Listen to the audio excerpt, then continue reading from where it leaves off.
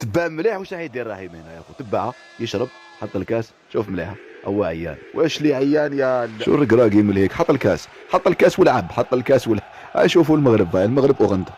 هي المغرب كانوا يلعبوا بثلاثه في الوسط لي زاتاكون تاع اوغندا تلزم عليهم يغلقوا العمق ثم يخلوا المساحه اوسع باش ينطلق الظهير الايسر تاعهم صلاح الدين ومن بعد لو كان تشوف التمركز تاعهم سيباري راهو في الهالف سبيس في الممر الداخلي وصلاح الدين راهو في الممر الخارجي على لالين علاه في ميزك باش اوغندا ما يقدروش يدافعوا على خط واحد هكذا يقدر يخرج سيباري لو كان تشوف الجهه اليمين شوف دياس كي يدخل يدير عمليه تثبيت للظهير تاع اوغندا والعيناوي يطيح في هذيك المساحه اللي خلاها الظهير فارغه شوف مليح خبط يا الاول هما ركنوا شفنا التنشيط الهجومي للمغرب كان مليح لو كان تروماركي تشوف اناهي يروح يمشي يستهدف ظهر الظهير تاع اوغندا شوف مليح بصح الاشكال الاساسي امرابط ما يقدرش يلحق له ديريكت ما يقدرش يلحق له بطريقه مباشره استعين ابراهيم دياز اللي هو حاب يلقاه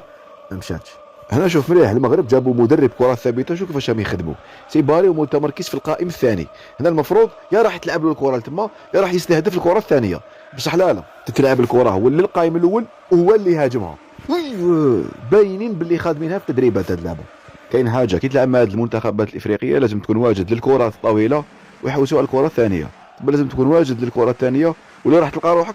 في مواقف خطيره بزاف شوف كيما هنا في ظهره لو ماركي هنا السايس واش يدير هنا تحبس هي شفنا اوغندا يلعبوا بلوك با كتله متراجعه 4-4-2 والمغرب عندهم صعوبه ما عندنا من الفرق واش كانوا يديروا شو هنا المساحات في العمق راح تكون مغلوقه كاع تسمى لعب على تقدم الظاهر تقدر تكسر خط الضغط الثاني تاع الفريق الاوغندي بعد شوف كيفاش يخرج عليه بالوبي باش يخرج الظاهر اصلا من الموقع الاصلي ديالو هنا ان دو تعاود تسربي الكارطه تدخل داخل